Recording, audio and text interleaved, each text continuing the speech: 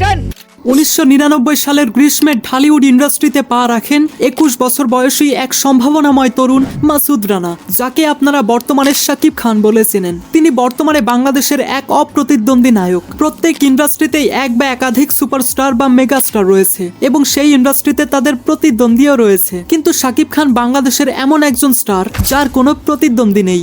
এই ইন্ডাস্ট্রিতে অনেক গুণী শিল্পী, তারকা, মহাতারকা, স্বপ্নের নায়ক কিংবা মহানায়ক এসেছে এবং তারা তাদের অবস্থান থেকে আলাদা আলাদা সময়ে ঢালিউড ইন্ডাস্ট্রির শাসন করেছেন। কিন্তু 1999 সালে যেই সম্ভাবনাময় তরুণ ঢালিউডে পা রাখেন, সেই তরুণই 25 বছর পর শাসন করছেন সেই চিত্র জগৎ এবং এক যুগের বেশি সময় ধরে তিনি শাসন করে চলেছেন এই ঢালিউড ইন্ডাস্ট্রি। এত লম্বা সময় খুব কম নায়কের হাতেই ঢাকায় চলচ্চিত্র শিল্পের শাসন ক্ষমতা ছিল।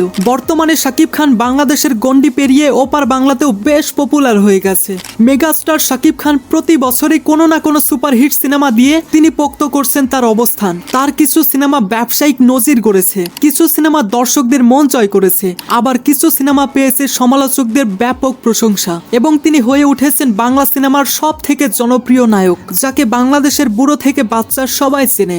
শাকিব খানের এমন কিছু সিনেমা রয়েছে যেসব সিনেমার মাধ্যমে তিনি বাংলাদেশের সিনেমা প্রেমী দর্শকদের মন জয় করে নিয়েছেন। আজকের এই ভিডিওতে আমি শাকিব খানের এমনই কয়েকটা সিনেমার কথা বলবো যেসব সিনেমার মাধ্যমে তিনি রাতারাতি বাংলাদেশের সমস্ত সিনেমা প্রেমী দর্শকদের মন জয় করে নিয়েছেন। বলতে পারেন এসব সিনেমার মাধ্যমেই তিনি হয়ে উঠেছেন Shakib Khan. So without wasting any time video শুরু করা যাক, and this is going to be an interesting video. তাই ভিডিও শুরু করার আগে চ্যানেলটা সাবস্ক্রাইব করুন। আরে বাহ, আপনাকে থ্যাংক ইউ। আমার স্বপ্ন তুমি হাসিবুল ইসলাম পরিচালিত এই সিনেমাটি 2005 সালে মুক্তি পায় এবং এই সিনেমা শাকিবের ক্যারিয়ারে এক টার্নিং পয়েন্ট। সিনেমায় শাকিব খানের অভিনয়ে তাক লেগে যায় পুরো ইন্ডাস্ট্রি এবং শাকিব তার ক্যারিয়ারে ঘুরে দাঁড়াতে সক্ষম হন। আমার স্বপ্ন তুমি এই সিনেমাটি মূলত গ্রামের এক অবুঝ তরুণী শাবনূরের গল্প, যাকে জীবনের থেকেও বেশি ভালোবাসেন মাস্তান স্বভাবের সুমন, যেই ক্যারেক্টার প্লে করেছিলেন শাকিব খান। কিন্তু শহর থেকে এসে ধনী পুত্র ফেরদৌস শাবনূরকে বিয়ে করে উড়াল দেন এবং এদের পিছু ধাওয়া করে বঞ্চিত প্রেমিক শাকিব। কিভাবে সেই ত্রিভুজ প্রেমের পরিণতি ঘটে সেটা জানতে হলে আপনাদের সিনেমাটি দেখতে হবে। আপনি কাকে খুঁজছেন? আমার ভালোবাসাকে।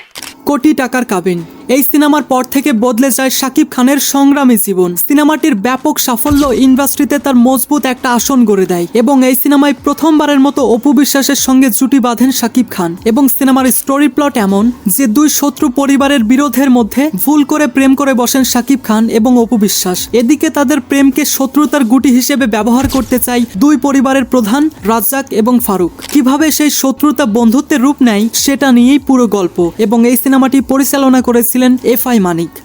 আমি তোমার কাছ থেকে দূরে না, আমি তোমার কাছেই আছি।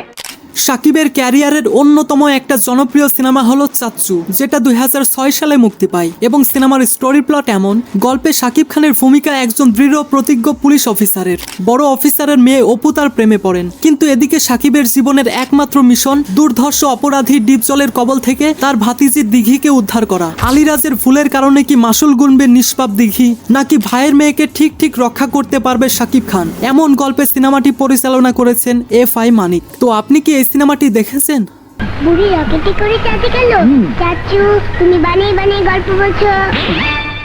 প্রিয়া আমার প্রিয়া এটা 2023 সালের আগ পর্যন্ত শাকিব খানের ক্যারিয়ারের সব থেকে ব্যবসা সফল সিনেমা ছিল এবং এই সিনেমা সম্পর্কে আপনাদের একটা ইন্টারেস্টিং তথ্য দিয়ে যাই। 2008 সালে যখন এই সিনেমাটি রিলিজ হয় তখন এটা মাসের পর মাস সিনেমা হল থেকে নামেইনি এবং এই সিনেমার স্টোরি প্লট এমন যে শাকিব খান একজন হাবিলদারের ছেলে, কিন্তু তিনি প্রেমে পড়েন এসপি মিশা সওদাগরের বোন শাহেরা বানুর সাহারার। এরপর মিশার সঙ্গে দ্বন্দ্ব লেগে যায় শাকিবের, কিন্তু এদিকে শাকিব বেপরোয়া। বুঝতেই পারছেন সিনেমার নায়ক, সে তো বেপরোয়া হবেই। এদিকে বন্ধুদের সাহায্যে সাহারাকে পেতে মরণ খেলায় মেতে ওঠেন শাকিব খান। তো শেষ পর্যন্ত কি দুজনের মিল হয়? এটা জানতে হলে পুরো সিনেমা দেখতে হবে এবং এই সিনেমাটি পরিচালনা করেছিলেন বদিউল আলম খোকন।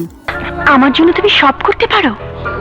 ইয়েস, 100%। মনে প্রাণে আছো তুমি। সাকিব অপু একসঙ্গে অর্ধ শতাধিক সিনেমায় অভিনয় করলেও সব সিনেমায় তাদের রসায়ন জমেনি। যেই অল্প কিছু সিনেমাতে তাদের অভিনয় দর্শকদের হৃদয় ছুঁয়েছে সেগুলোর মধ্যে একটি হচ্ছে মনে প্রাণে আছো তুমি এই সিনেমা। এবং সিনেমার স্টোরি প্লট এমন যে বড় ব্যবসায়ী আহমেদ শরীফের মেয়ে অপুর নিঃসঙ্গ জীবনে কিভাবে নিম্নবিত্ত রাজ্জাকের ছেলে সাকিবের আগমন ঘটে আর তারপর শ্রেণীর ব্যবধান ঘুচিয়ে কিভাবে তাদের মিলন ঘটে সেটা নিয়েই পুরো গল্প। এবং এই সিনেমাটি 2008 সালে মুক্তি পায়। সিনেমাটি মুক্তির পূর্বে এবং মুক্তির পরে এই সিনেমার গানগুলো ব্যাপক হিট হয়।